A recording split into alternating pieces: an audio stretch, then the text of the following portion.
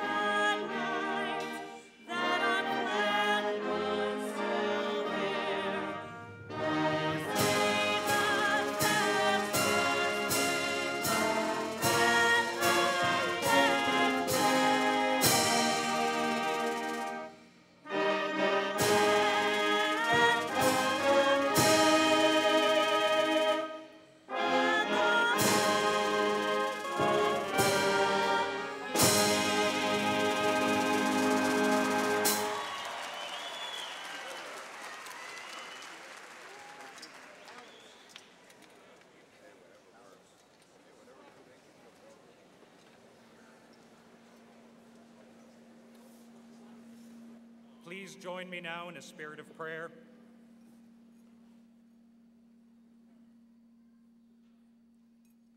Come, thou font of every blessing, tune our hearts to sing thy grace. Streams of mercy never ceasing call for songs of loudest praise. Gracious source of all that is true and good and beautiful, we give thanks for this day. As we celebrate the achievements of Springfield College's class of 2009, remind us that whatever we have by grace and by the assistance of family and friends, teachers and mentors, those who have blazed trails and led us to this place. Remind us as well that who we are has been shaped by many hands and fed by many streams.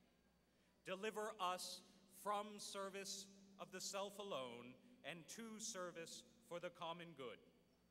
Informed as we are by the teachings and traditions of this institution, keep us true to its spirit as well, a spirit of noble and humble service.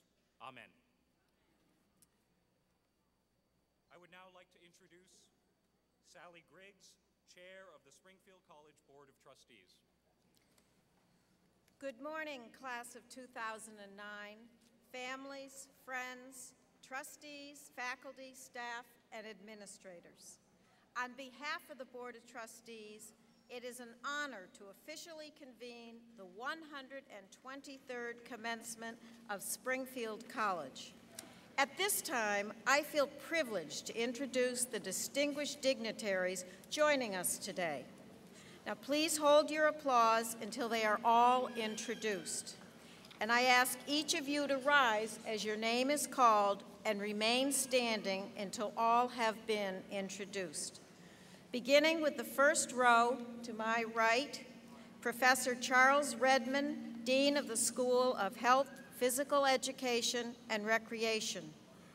Dr. Robert Willey, Dean of the School of Human Services.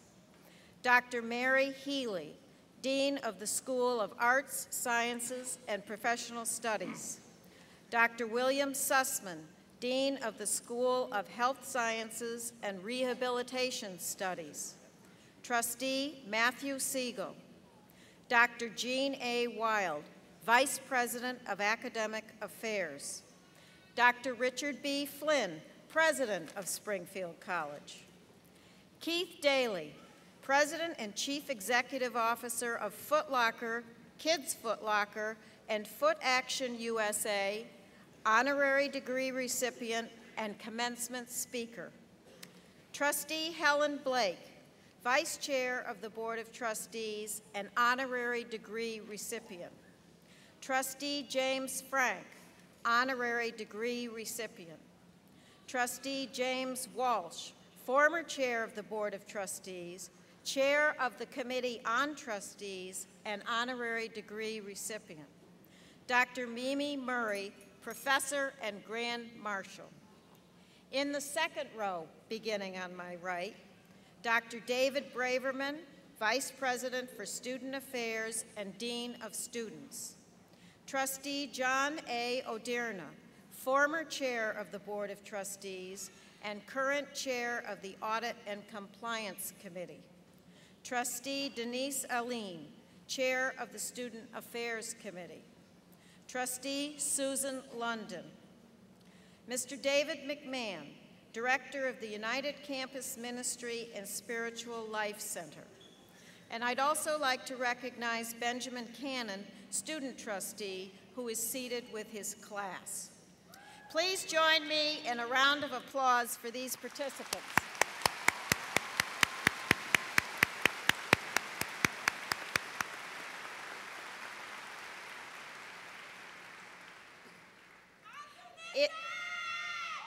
It is now my pleasure to introduce Springfield College's 12th president, Dr. Richard B. Flynn.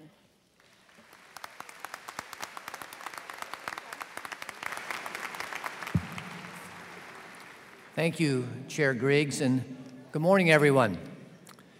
Yesterday at the graduate commencement, we awarded 391 master's degrees, 4 certificates of advanced study, and 2 doctoral degrees.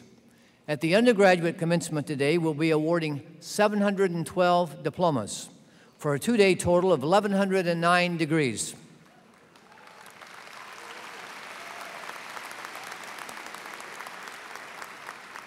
To each of today's graduates, I say congratulations.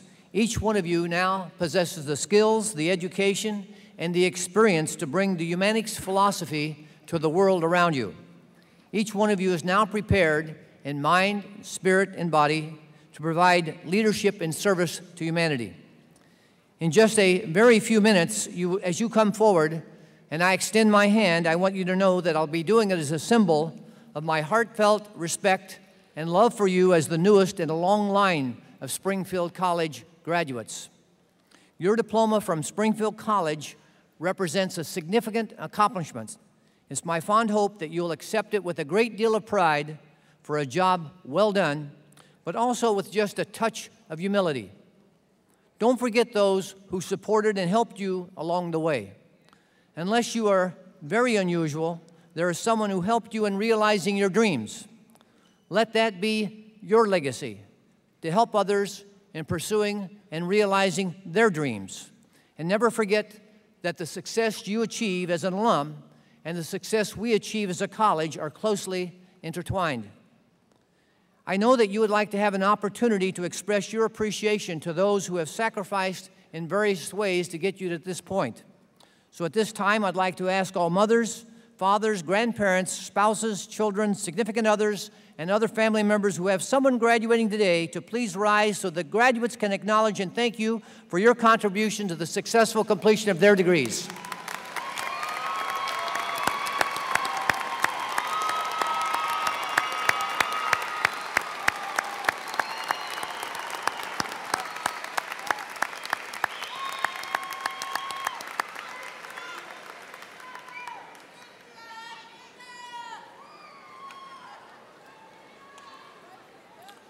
It is my pleasure now to introduce to you at this time Elias Salfati, class of 2009. Elias is a history major from Jerusalem, Israel, Palestine, and he will provide a greeting this morning.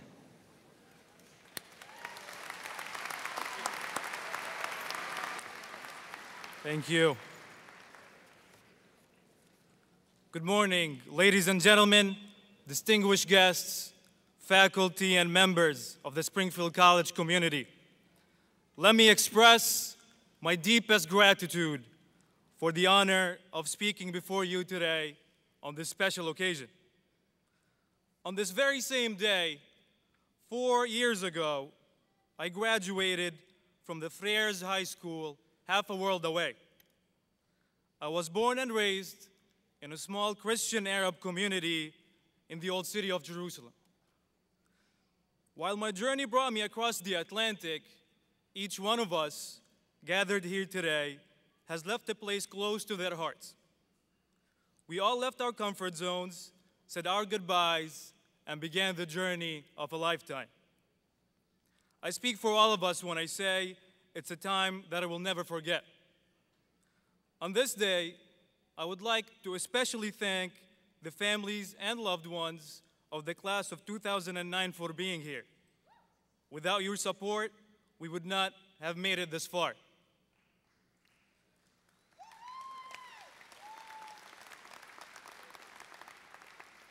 At Springfield College, we have been embraced by fellow students, faculty, and staff. We have been supported as we struggled to learn and grow. We have been nourished by caring and compassionate professors. Here, we are a family as much as friends. Springfield College has elevated our understanding of human potential and of our capacity to transform the world we live in. It taught us to look at problems not in their final state, but rather at the roots and how they evolved. Here, we have the privilege to think, research, and reflect. This is not always the case outside of this college. At home, my fellow countrymen are not assured of the next day, do not know what lies ahead in the morning, and live in constant worry as they search for safety. Let's keep in mind that here and abroad, many of the communities we come from and return to are in need of healing. Back in Jerusalem, my high school friend and I shared a great friendship. We took the same classes, had the same professors, and enjoyed the same sports. Upon graduation, however, we each went in different directions. I got a scholarship and planned to attend Springfield College, but Malik, my high school friend, had no other choice but to work and support his family. While I studied history, philosophy, and political science, my friend opened a stand selling sandwiches, candy, and soda. While I enjoyed the peaceful environment of college life, he lived during a time of conflict and turmoil. We all know friends or simply strangers who have highly unusual circumstances and live very difficult lives. Let us remember, not all have been so lucky. In the end, ladies and gentlemen, my message is this: the peace, compassion, and understanding that are happening here at Springfield College are certainly possible elsewhere, but it is our task to make this dream a reality. There are a lot of people in this world who deserve a chance at life. They have the will, have the drive, but don't yet have the opportunities to reach their potential. It is our duty as graduates of Springfield College to live the humanics philosophy and give back to those who don't have. The difference this college made in our lives is the difference we should make in other people's lives. I am a possibilist, and I believe we can do it. Congratulations to you all, and thank you very much.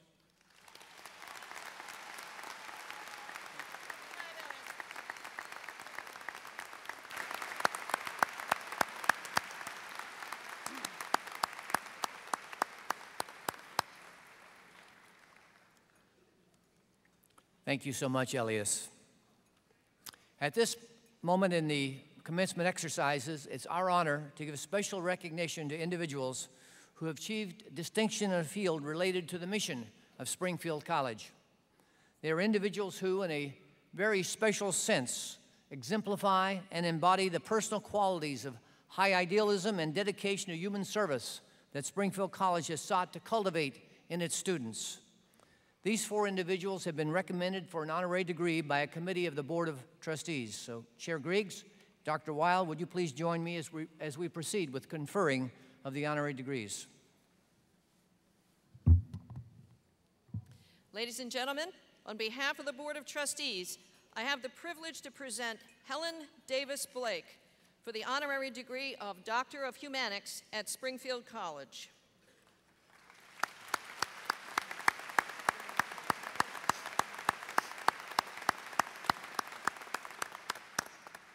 Helen Davis Blake. Throughout your life, you have contributed of yourself for the benefit of others. You led a distinguished career as a teacher of mathematics. You have provided invaluable assistance as a board member and volunteer for nonprofit organizations dedicated to educational, cultural, literary, health, and philanthropic services. You have served Springfield College as a member of its Board of Trustees for 12 years and as a corporator for 6 years preceding your board membership. You helped guide this college as vice chair, as secretary, as chair of several committees, and as an active member of numerous board committees. And you accepted the considerable responsibilities of co-chair of Springfield College's largest fundraising campaign, which closed as its most successful campaign. Generously, with your husband, you were a major donor.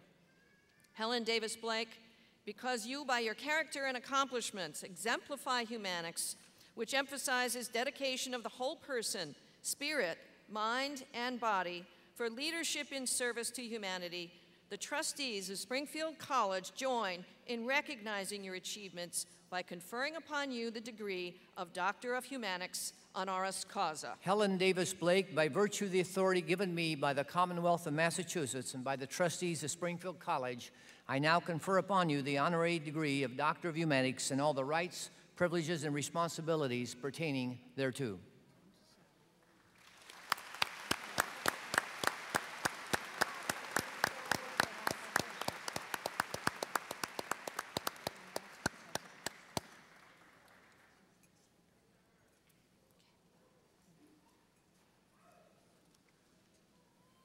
Ladies and gentlemen, on behalf of the Board of Trustees, I have the privilege to present Keith D. Daly for the honorary degree of Doctor of Humanics at Springfield College. Keith D. Daly.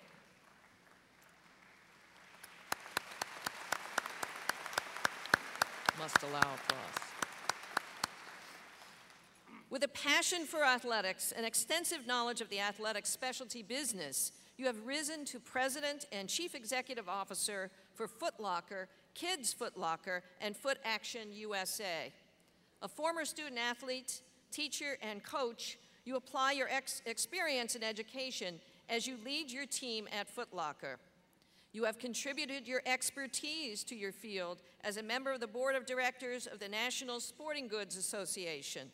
You have contributed to the social and educational well-being of people in the footwear industry as a board member of the 210 Foundation, and you play an integral role in supporting the Foot Locker Foundation, which supports sports and educational opportunities for youth. Keith T.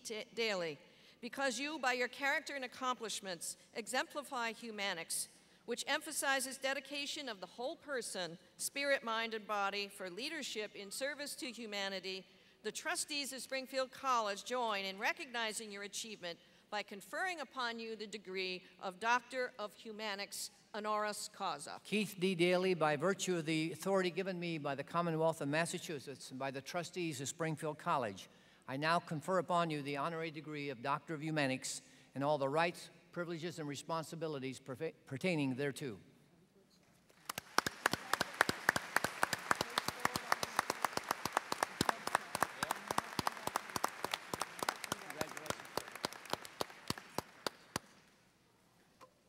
Ladies and gentlemen, on behalf of the Board of Trustees, I have the privilege to present James Frank for the honorary degree of Doctor of Humanics at Springfield College.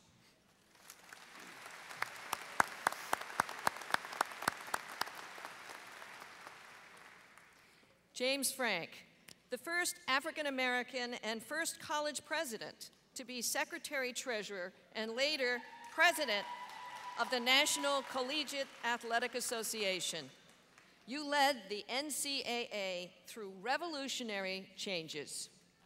You are one of the few who rose through the collegiate ranks from student athlete to coach, professor, college president, and conference commissioner.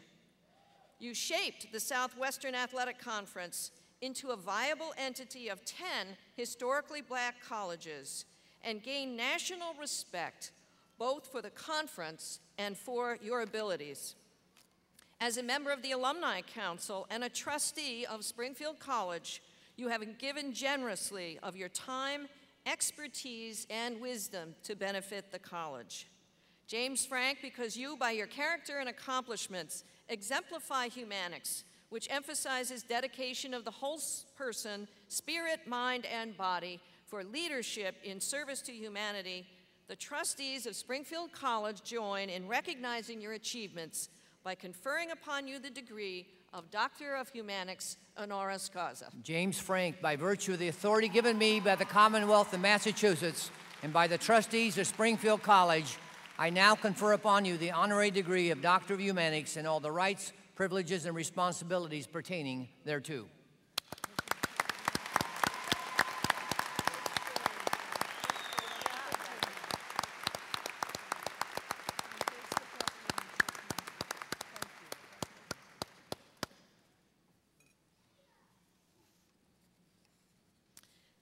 Ladies and gentlemen, on behalf of the Board of Trustees, I have the privilege to present James E. Walsh for the honorary degree of Doctor of Humanics at Springfield College.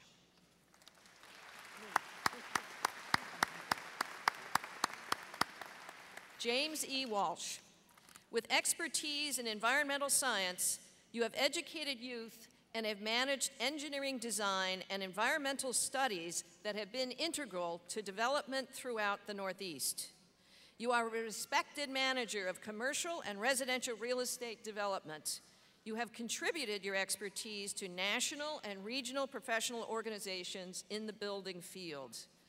And you have given generously of yourself to Springfield College, serving on the Board of Trustees for 14 years and as a corporator for 6 years. As board chair, you helped guide the college during a period of major construction and building renovation, academic program enhancement, and nationally recognized community involvement. You have also served as vice chair, chair of numerous committees, and as a member of every board committee. James E. Walsh, because you, by your character and accomplishments, exemplify Humanics, which emphasizes dedication of the whole person, spirit, mind, and body for leadership in service to humanity, the trustees of Springfield College join in recognizing your achievements by conferring upon you the degree of Doctor of Humanics honoris causa. James E. Walsh, by virtue of the authority given me by the Commonwealth of Massachusetts and by the trustees of Springfield College, I now confer upon you the honorary degree of Doctor of Humanics and all the rights, privileges, and responsibilities pertaining thereto. Congratulations, Dr. Walsh.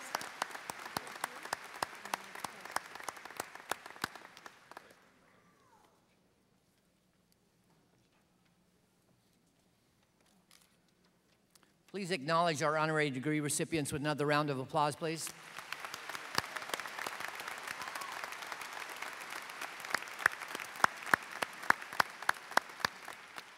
It is now my great pleasure to introduce today's commencement speaker. Only moments ago, we were proud to confer upon him an honorary Doctor of Humanics degree. In receiving this honor, Keith Daly joins a very select group of great Americans: John F. Kennedy, Reverend Dr. Martin Luther King Jr., Art Linkletter, and more recently, Congressman Richie Neal, Bill Cosby, and United States Senators from Massachusetts, John Kerry and Ted Kennedy, just to name a few who have received honorary degrees from Springfield College. You've already heard about a number of Dr. Daly's accomplishments.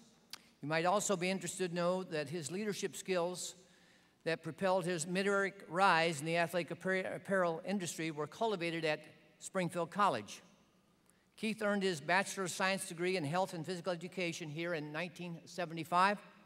He was captain of the basketball team in 1973-74 and received the college's John Bunn Award for Ethics and Leadership.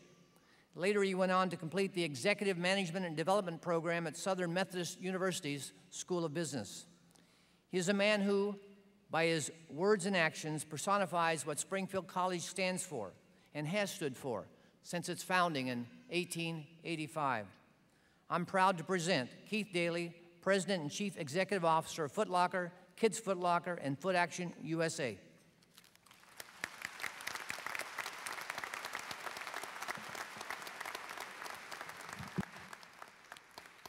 Thank you very much. President Flynn, members of the Board of Trustees, faculty, and most importantly, graduates, friends, and family of the class of 2009. I am indeed honored to be in your company, and I am very grateful to have been given the privilege of addressing you here today. It is especially gratifying to me because I, too, am a graduate of Springfield College. Of course, I graduated just a few years before you. Well, it was actually 1975, and the last time I was in this building, it was called the Springfield Civic Center. I was a senior at Springfield, playing on the basketball court right where you are now seated. I believe it was December of 1974, we were playing in a holiday basketball tournament against the likes back then of North Dakota State, Hofstra University. And the reason why I remember it so well is because during one of those games, I received a technical foul. Of course, I didn't deserve it. And as you know, the officials are always wrong. But to this day, that memory, as well as many others, have lived on with me as I've worn my college ring very proudly for the past 34 years. Springfield College was a very special place for me, as I am sure it is and has been for you. While my parents instilled the values of integrity, hard work, honesty, and sense of family, Springfield filled in the missing pieces with the values of perseverance, commitment, friendship, and teamwork. After all these years, I still often find myself using the many lessons I learned during my time at Springfield while a student athlete competing in basketball. If you just allow me to take some personal privilege here, I want to acknowledge the fact that my wife of 35 years is here as well. In fact, if not for her, I would never have been the kind of person who would have even been considered to stand before you today. She too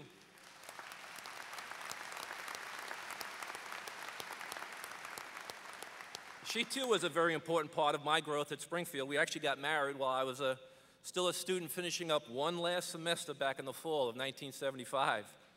We both grew up out on Long Island, and my dad, who has since passed on, never missed one of our home basketball games. Back then, my dad, along with my mom, my grandparents, my future wife, would all cram into my father's car, drive the 3 hours up to Springfield, watch me play, and then pile back in the car and drive the 3 hours home. And while he is no longer with us, I'm sure my dad is watching this home game as well. My mom, also a great mentor of mine, instilling the values of compassion and kindness, is here in attendance as well.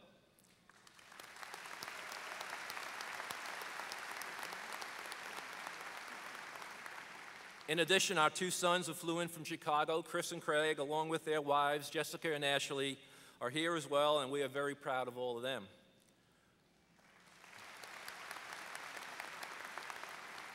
But today we're here to honor you and your accomplishment.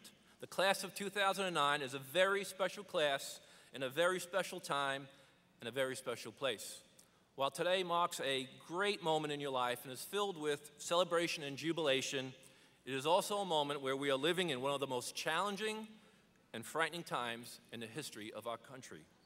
Financial meltdown, stock market collapse, mortgage collapse, unemployment soon to reach 10%, all awaits you as you enter the next phase of your life. The environment that you and the other 1.5 million nationwide graduates will be entering in will be a tough, competitive, evolving workplace. It is estimated that new graduate hiring will be down 22% from 2008. You will need to show the kind of commitment and dedication that employers expect, in fact, demand to see today. You will have to prove that you are not only worthy of a promotion, but of keeping the entry-level job you entered in. Now, while that is reality and a bit daunting, what I want to share with you today are some thoughts, some guiding principles on how to deal with all this as you enter the workforce and begin your career. How do you become successful, even prosper during the times? How do you win despite the adversity you are faced with and all the uncertainty going on in the world around us? Well, the first piece of advice and guiding principle is to leave your options open. Back in 1975, when I graduated from Springfield, I didn't have the goal of being a CEO of a major company. at that time of graduation, I wanted to be the very best basketball and teacher at the high school level that I could possibly be. And when an opportunity came along and my career changed course, I then reset my sights on being the best merchandiser. And that led to the desire to be the best vice president. You see, it's your choice to make the commitment to yourself on whatever path your career might take you on. I could never have predicted or planned my career path. I could never have planned where I find myself today. When I graduated from Springfield, some of my friends had their 20-year plan. Some had a 10-year plan. I'm not sure I had a 24-hour plan. But while I might not have always known where I was headed, I had the determination, the focus, and the faith that I could grow and develop and be successful in whatever career I chose to take. Your path, too, might take you in a different direction in your life, but it isn't the path you are on. It is what you personally bring to the journey that makes the difference. The only boundaries that you can set for yourself are the ones that you put in front of you. Do your best on whatever path you are on, and when a new one comes along, don't be afraid to take it. Shakespeare once wrote, "Doubt is a thief that often makes us fear to tread where we might have won." So leave your options open, challenge yourself to pursue the impossible, and you'll go further than you can ever imagine. The second guiding principle is fail yourself to success. I have been hired and I have been fired, but I never stopped believing in myself or my abilities. You will fail often during your life, but that doesn't mean you are a failure. You see, failure is to never even attempt to be successful. It's not even having the courage or the conviction to live the dream of success. It takes guts to risk all, and if your belief in yourself is strong enough, you'll go from one setback to another without losing enthusiasm or passion that it takes to be successful. Everyone fails sometimes. It's inevitable. Don't spend a great deal of time and energy trying to avoid the inevitable. While everyone fails, the difference is that the truly great ones not only learn from when they fail, they actually embrace it. When it comes right down to it, winners are nothing more than losers who got up and gave it one more try. Yes, choosing to take the journey takes courage, but staying in the course to victory, even after you have failed, takes courage and perseverance. Risk and you won't always win, but never risk and you'll never win. You know, there was a basketball player who missed 9,000 shots in his career. That same person was asked to take the last second shot of a game with the clock running out 26 times, and he missed every one of them. He was involved in over 300 losses for the team he played for. And if you haven't figured who that is, it's Michael Jordan. Despite all that he failed at, I doubt that anybody would call Michael Jordan a failure. And after all those failed shots, Michael Jordan was still not afraid to take the next last second shot. Despite all those losses, he was still not afraid of losing. He was not afraid of defeat.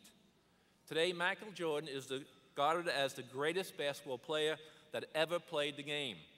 And this September, he'll be enshrined right here in Springfield in the Basketball Hall of Fame. That would never have happened if he stopped after a loss or a missed shot. What if after missing all those last-second critical shots, he decided he wasn't destined for success? Where would he be? What would he be remembered for? To fail can be devastating, no doubt about it. It often means the death of a dream and the realization of a nightmare. When one fails, it seems as if all is lost.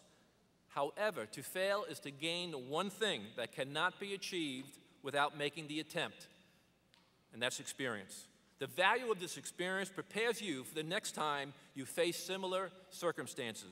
You already know the battlefield. You are familiar with the terrain. So the next time you encounter the same situation, the advantage is yours. Yes, even Michael Jordan failed, but he was never a failure because he chose to fail himself to success. He used his failures as stepping stones to greatness. He realized that failure was only an attitude and not a place in time. So as you enter your new phase of your life, in whatever position you're in, remember that when you fail, stumble, and fall down, pick yourself up, wipe the dust off, and move on. Learn from the experience, grow from it, and use it to better prepare yourself, much like Michael Jordan did, for future greatness. The third guiding principle is to play to win. Today, we have experienced an economic collapse unlike anything you have seen in your lifetime and unlike anything I've seen in mine. You'll be facing a job market that has too many candidates and too few opportunities. What does this all mean to you? How do you win despite the circumstances you are faced with? Well, you first must accept the economic situation for what it is and for what it is not. It's not about running and hiding from it. It's not about sitting around waiting for it to get better. It's about facing it head on. It's about making a full commitment to yourself, your career, your life. It's your choice. No one can do it for you. A full commitment is all about playing to win versus playing not to lose. You see, there's a big difference between the two. When you play to win, you do whatever it takes to make it happen. You mentally burn all bridges and go after it. Playing to win requires a full commitment, especially today. It's giving 100% to go as far as you can with all that you have. In the current workplace, it may mean being the first one in the morning and the last one to leave at night. You have to be willing to stand up, to stand out, and stand alone. On the other hand, playing not to lose requires little or no commitment. It's avoiding situations where you might lose, you might fail, so you're at risk, so you play it safe. It's being content just to blend in and not stand out. Playing to win, however, is going all out for it. It's putting yourself out on the line and taking chances. It's taking personal responsibility for your future. However, playing not to lose, you're leaving it up to chance to determine your future. You take no responsibility for its outcome. You allow yourself to be dragged with it rather than be in charge of it. Playing not to lose is waiting to get out on the sideline. So what does this kind of commitment sound like? Well, those aren't in it to win. Make the kind of commitment that simply says, I'll try. I'll try to me is worthless. It's not playing to win. When someone tells me that they're going to try to do something, I don't count on anything ever happening. People say I'll try when they're afraid to say, I won't.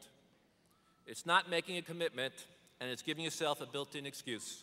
It's saying if there are any obstacles, I'll have a way out, and I'll be able to quit. Today, I'll try means you're playing the passive victim to the economy. I'll do my best isn't much better than I'll try. Here, too, you're looking at a way out. When you say I'll do my best, you're leaving the door open for excuses and justification later on. On the other hand, today, when playing to win, you need to say, I'll do whatever it takes. By moving to I'll do whatever it takes, you will produce or else you'll lose face, for you'll feel as if you let yourself and others down. And finally, the strongest commitment of all is when you say it's a done deal. When you say that, even losing face isn't an option. You have put yourself out there on the line. That's what it takes to make a full commitment to being successful. That's what it takes for you to achieve success in the future. That's what it takes to compete in today's world. You have no choice. I'll try is not good enough. I'll do my best is not good enough. I'll do whatever it takes is what's needed. That's what playing to win is all about. The last and most important guiding principle of all is to be a dreamer. You know, those that are fully committed to winning also share one important thing in common that makes them different. Those that play to win are all dreamers. Everyone dreams, we all dream, but many of our dreams aren't at night when we are sleeping. They are dreams of hopes and inspirations. They are what we want to achieve in our life. All of our dreams have one thing in common. They represent the highest, the best, the fulfillment of our deepest potential. Playing to win is having that dream. While dreams might start off as wishful thinking, they actually can and often do come true. Think about it. They are our inspiration, those painters, doctors, writers, professors, actors, athletes, and even presidents. They too once had the same dream. The only difference between them and others is that they held on to their dream when the going got tough. They not only dared to dream, but believed that they could. They are individuals that do not listen to inner voices of fear, but rather block them out. They allow themselves to believe that they can achieve their ambition. They know they have a long way to go, but they are prepared to take courage and to take chances. And so, a dream will always be a dream unless it's made real by you. That means respecting your dream. If you can imagine it, you can create it. If you can dream it, you can become it. Now let me end with a quote from author Vicky Silvers, who said this about life's future, success, and failure. There comes a time in life when you realize that if you stand still, you remain at this point forever. You realize that if you fall and stay down, life will pass you by. Life's circumstances are not always what we wish them to be. The pattern of life does not necessarily go as you plan, yet, if you've never put any effort into choosing a path or tried to carry out your dream, then perhaps you would have no direction at all. Rather than wondering about or questioning the direction your life has taken, accept the fact that there is a path before you now. Shake off the whys and the what-ifs, rid yourself of confusion. Whatever was is in the past. Whatever is what's important. The past is a brief reflection. The future is yet to be realized. Today is here. Walk your path one step at a time with courage, faith, and passion. Keep your head up and cast your dreams to the stars. Soon your steps will become firm and your footing will be solid again. A path that you never imagined will become the most comfortable direction you could have ever hoped to follow.